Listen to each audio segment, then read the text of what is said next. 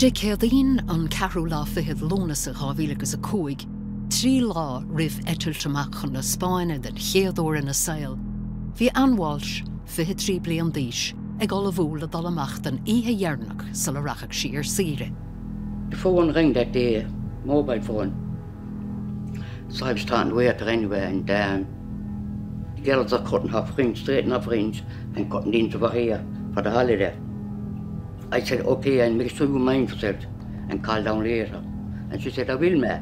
So at the last word I had from her at 3 o'clock that day was, I'd see you later, mate. And I never see her no more. She never had a passport. That was her first passport.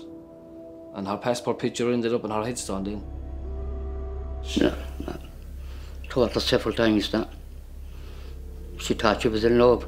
She could wish she was in love with what he did to her.